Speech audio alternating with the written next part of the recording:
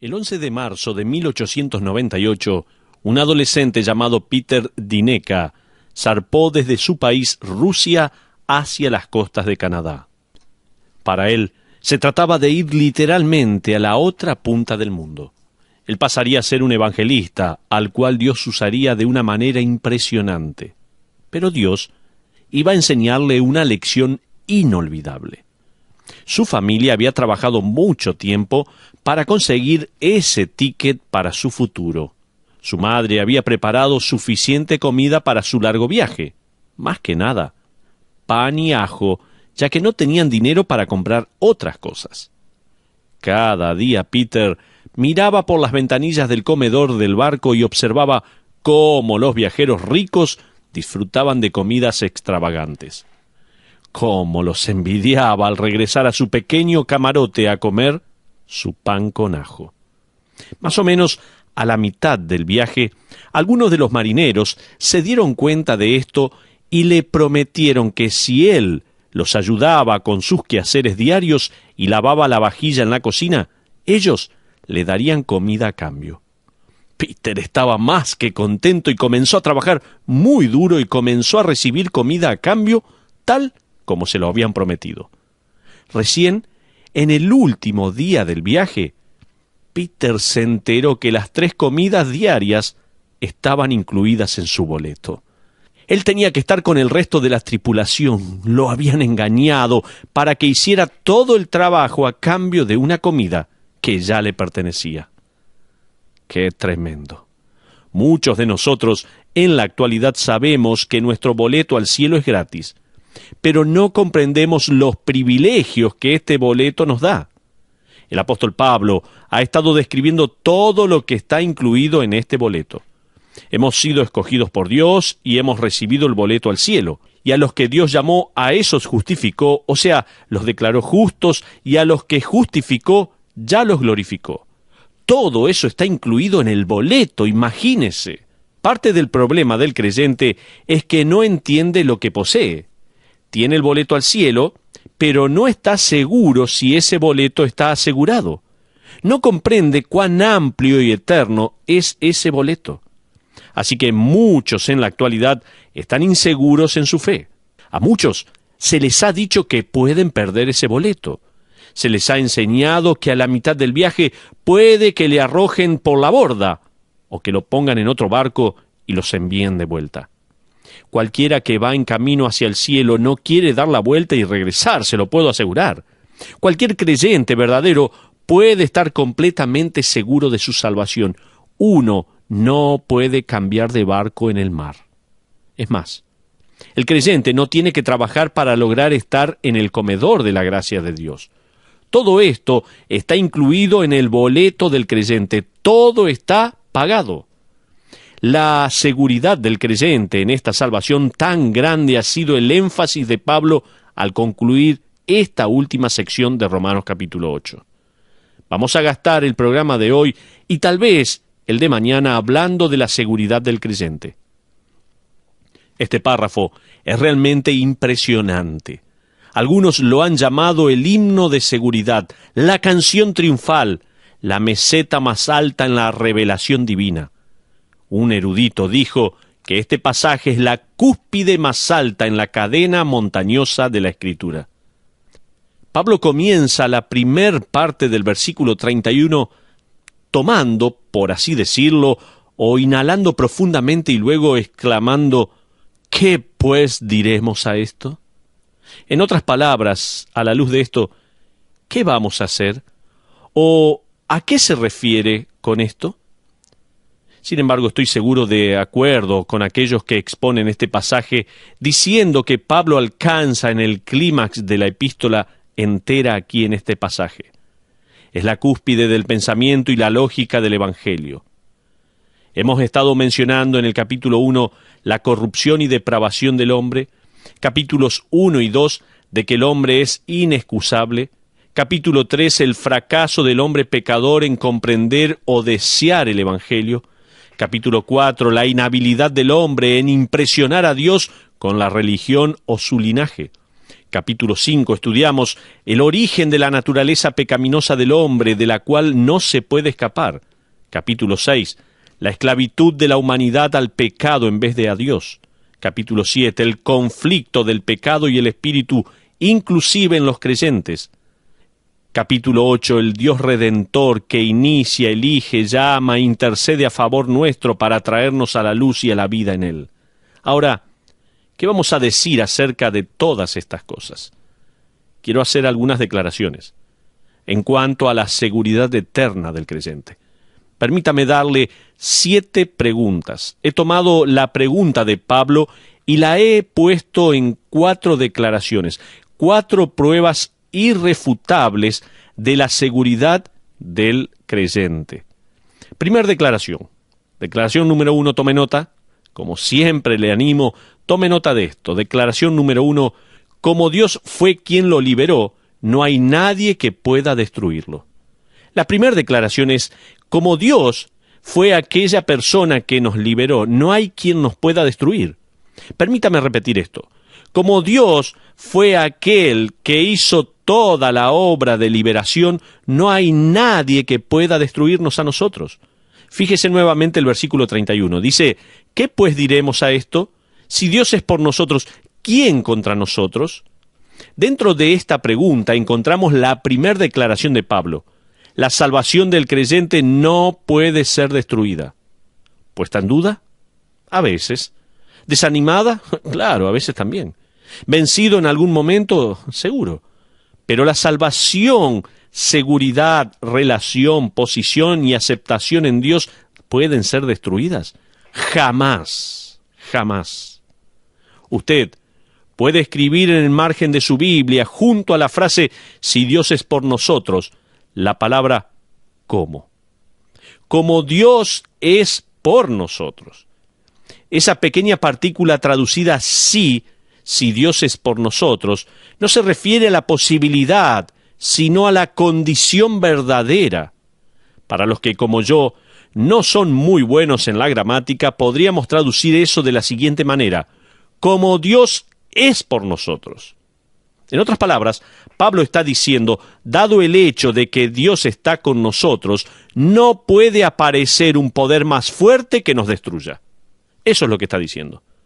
La implicación obvia es que si alguien pudiera robarnos la salvación, esa persona tendría que ser más grande y más poderosa que Dios mismo, ya que Él nos dio la salvación y nos sostiene. ¿Quién puede entonces quitarnos esa salvación? Pablo está preguntando lo siguiente al plantear, ¿hay alguien más fuerte que Dios? Si Dios es por nosotros, ¿quién contra nosotros? Aquí viene nuestra primera pregunta. ¿Pueden otras personas quitarnos la salvación? Usted se pregunta, ¿y los demás? ¿Puede otra persona quitarle la salvación? Muchos de los que estaban leyendo la epístola a los romanos eran judíos. Ellos estaban muy al tanto de la herejía judaizante enseñada por judíos legalistas que decían ser cristianos. Estos insistían en que los gentiles no se podían salvar a menos que se apegaran a la ley mosaica en su totalidad, incluyendo la circuncisión.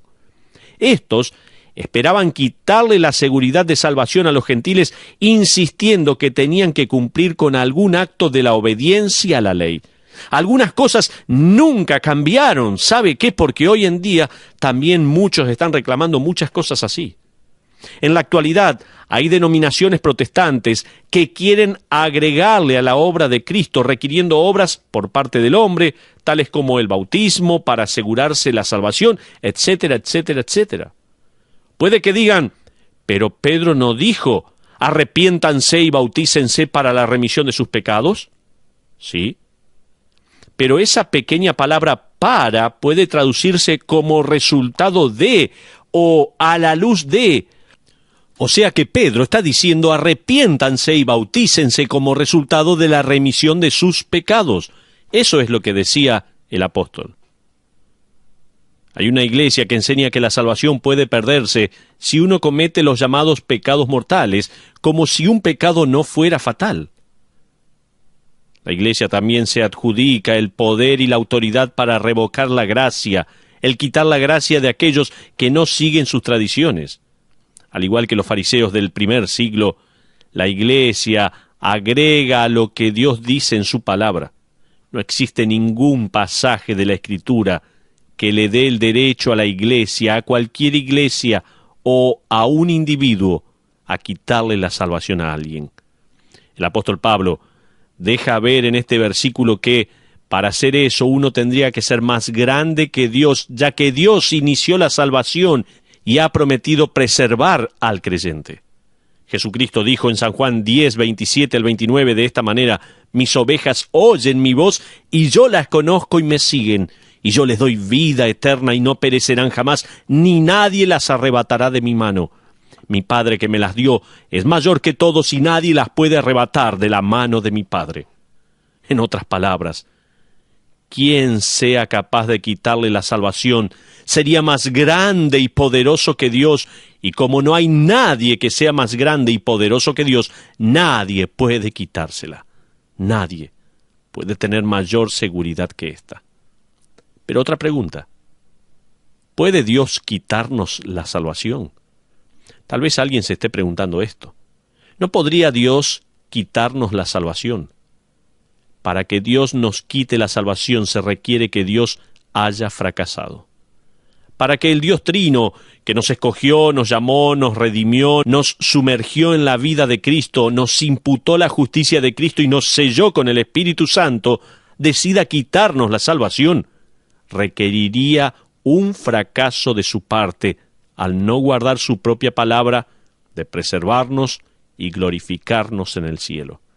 Ese es el argumento que el apóstol está dando en el próximo versículo. Fíjese, versículo 32 de Romanos capítulo 8. El que no escatimó ni a su propio Hijo, sino que lo entregó por todos nosotros, ¿cómo no nos dará también con él todas las cosas? Que Dios deje a uno de sus hijos requeriría no solo un fracaso del Dios Padre, sino también una fragmentación entre los miembros de la Trinidad. El Hijo necesitaría cambiar la voluntad eterna del Padre. El Padre tendría que hacer que el Espíritu nos deje de sellar y que el Hijo dejara de interceder por nosotros. El Padre envió a su Hijo para que se sacrificara por nosotros cuando aún éramos enemigos de Dios, tal como habían pactado antes de la fundación del mundo, que Cristo redimiría a los escogidos del Padre. Esto produciría una falta de unidad en la Trinidad. Pero otra pregunta más: ¿pueden los creyentes perder la salvación si cometen un pecado grave? Esta es la tercera pregunta. ¿Puede un creyente perder la salvación si comete un pecado muy grave? La persona o iglesia que cree algo así no comprende la depravación e inhabilidad espiritual del hombre para salvarse a sí mismo, no comprende el llamado del Padre a los verdaderos creyentes, y no comprende la obra redentora de Cristo, la cual Él inició independientemente de buenas obras por parte del hombre. En otras palabras, como usted no fue salvo por su propio poder o esfuerzo para liberarse del pecado, para acercarse a Dios y hacerse su hijo, Dios se ha encargado de todo eso. ¿Cómo puede ser entonces que por sus propios esfuerzos uno pueda anular la obra de gracia que Dios mismo ha logrado? Uno no puede anular la obra de gracia de Dios. Esto que le voy a decir va a ser impactante, pero el creyente no es más grande y poderoso que Dios. Téngalo por seguro, por favor. Una pregunta más. ¿Pueden los creyentes escoger devolver el regalo de salvación? Hay algunos que sugieren una cuarta causa posible para una pérdida de salvación, y esta la podemos expresar con la siguiente pregunta: ¿pueden los creyentes escoger devolver el regalo de salvación? O sea, ¿puede un creyente devolver el regalo de la salvación de la misma manera que devuelve un suéter que alguien le prestó? El individuo que piensa que puede regresar la salvación se olvidó o jamás aprendió que nosotros llegamos a Dios porque Él primero acudió a nosotros. Nosotros amamos a Dios porque Él nos amó primero, dice la palabra de Dios. Así que este argumento comienza con la persona equivocada. Aquellos que se aferran a esto no entienden cómo fueron salvos para comenzar. Debo agregar que las personas que dicen ser cristianas que cambian su salvación por algo que no les gusta más, jamás fueron salvos. Cualquiera que no la quiere comprueba que nunca la tuvo. Son la semilla que aparentemente tuvo algo de raíz, que parecía tener vida, pero luego murió. Nunca tuvieron la fe genuina. Ahora, esto no significa que un creyente no pueda deslizarse o desobedecer o hasta negar al Señor temporalmente. Los discípulos lo hicieron, ¿se acuerda? Pero el individuo que dice que en algún punto fue creyente, pero ahora está felizmente reunido con el mundo, la carne y el diablo, nunca vio la luz. Quizás usted conozca a alguien así. Esa persona solía ir a la iglesia con la Biblia en la mano y hasta hablar del Señor, pero ahora no le importa más nada. Están felices de estar nuevamente en el mundo. En casa tenemos un perro. Bueno, en realidad es una perra. La tenemos afuera, que creo que es la manera en la cual debe ser, y ayer le dimos un baño, cosa necesaria, ya que llega un punto en el cual uno la acaricia y tiene que ir y lavarse las manos, así que ese es el momento para lavarla. Bueno, ni bien terminamos de bañarla, salió corriendo buscando un lugar en el cual revolcarse, algo en contra de aquel baño que le habíamos dado. Ella corrió y se precipitó donde tenemos los caballos, llenándose de excremento, y obviamente prefiere ese olor al olor del perfume del champú. Tal como Pablo le escribió a Timoteo en 2 Timoteo capítulo 4, versículo 10, porque Demas me ha desamparado amando este mundo. Su verdadero amor era el mundo. Si usted no experimenta la liberación del pecado y luego decide que quiere estar en el olor putrefacto de la culpa, si usted no tiene hambre y sed de Dios, va a perder el apetito por completo. Si usted no vive esperando el cielo, entonces va a vivir en la oscuridad del infierno.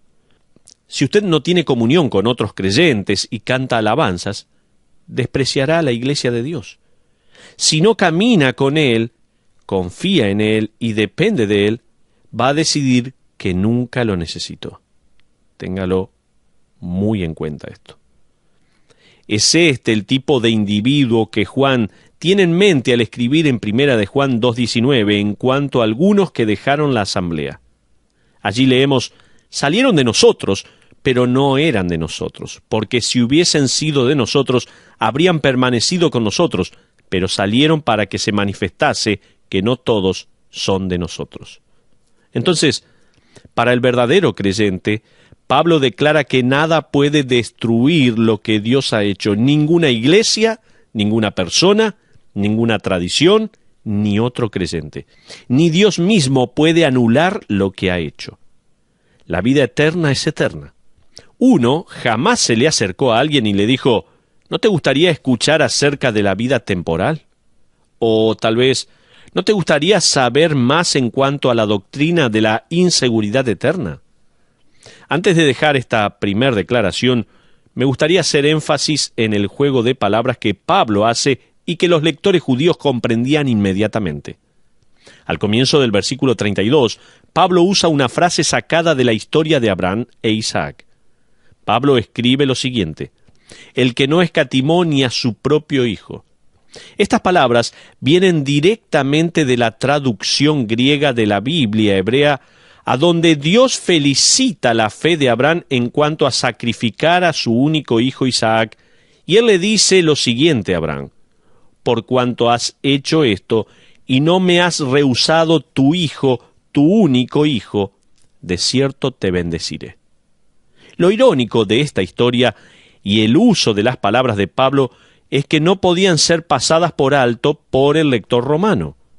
Abraham recibió la orden de parte de Dios de ofrecer a su hijo único como ofrenda. Isaac preguntó a dónde estaba el cordero para el sacrificio y Abraham respondió en Génesis 22:8, Dios se proveerá de cordero para el holocausto. Imagínese a Isaac llevando la madera en su espalda, Subiendo el monte Moría, un cuadro de Cristo que sería clavado a una cruz de madera como ofrenda por nuestro pecado. Y leemos que Isaac voluntariamente permitió que su padre lo pusiera en el altar, evidentemente confiando en la creencia sólida de su padre en cuanto a la resurrección. Y en el momento en que Abraham levantó el cuchillo para matar a su hijo, Dios habló desde el cielo y lo frenó, alabándolo por su fe inamovible en la promesa de Dios. Lo que sucedió después es probablemente más significante que cualquier otra cosa, y por lo general nadie habla de ello. Abraham llama a esta colina Jehová Jireh, que significa Jehová proveerá. Por tanto se dice hoy, en el monte de Jehová será provisto, dice Génesis 22:14. Abraham habla en tiempo futuro, ya que el cordero no se proveyó. Un cabrito se ofreció a cambio, no un cordero. Sin embargo, Abraham profetiza efectivamente la venida del Cordero de Dios que sería sacrificado por el pecado del mundo. El monte Moría era una de las cúspides de una pequeña cadena de montes. A una distancia muy cercana se construiría una ciudad edificada y habitada por descendientes de Abraham, la ciudad de Jerusalén. Y en la época de Jesús, este monte había recibido otro nombre a causa de su forma.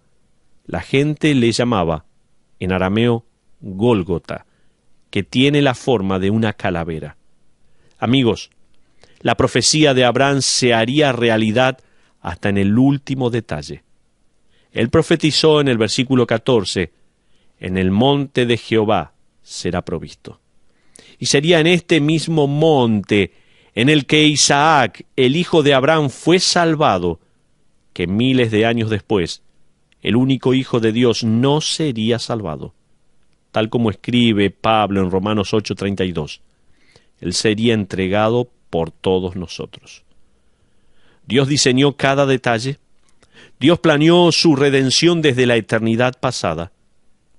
Y el poder de Dios, que lo redimió a usted y a mí de nuestro pasado, ya ha preparado el futuro y Él mismo lo guiará a ese lugar.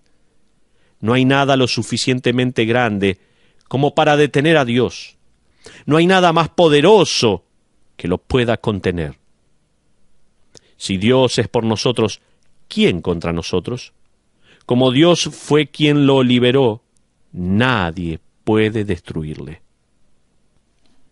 Pero continuando, le dije que quería darle 7 preguntas y 4 declaraciones en cuanto a la seguridad eterna del creyente.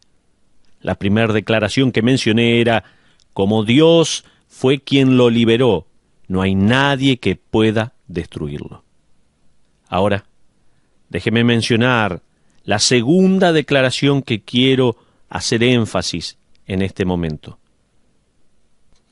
La segunda declaración de nuestra seguridad eterna es, como Dios lo ha resuelto, ya no hay nadie que pueda acusarlo. Fíjese en el versículo 33 de Romanos capítulo 8. Dice la Biblia, ¿quién acusará a los escogidos de Dios? Dios es el que justifica.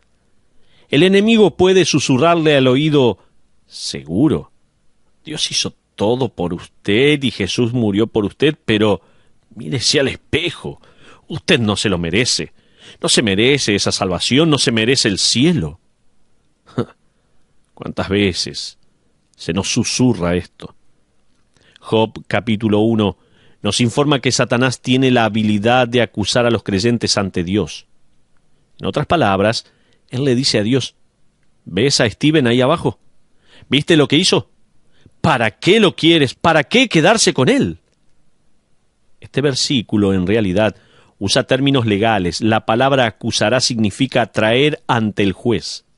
En otras palabras, sería llevar a la corte y enfrentar los cargos.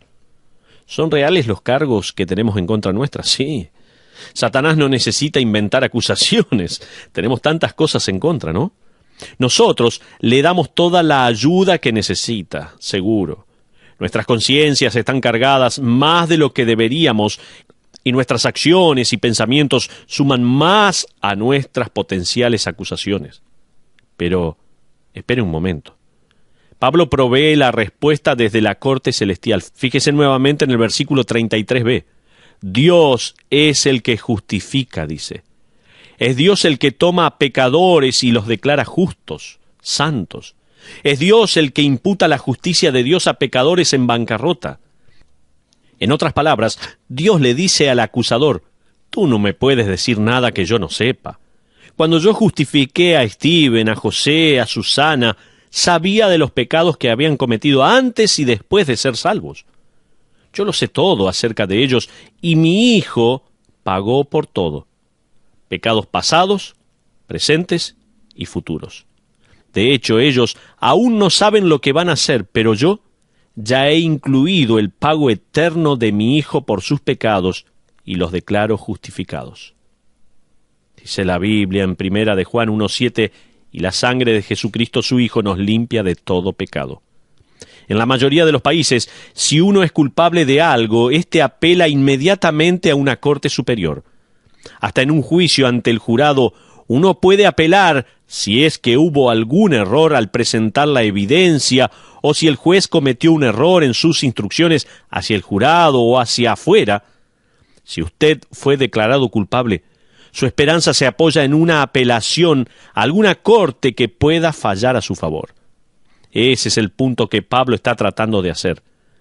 El que traiga un cargo contra un elegido de Dios, sin importar quién sea, ninguno de los cargos será imputado.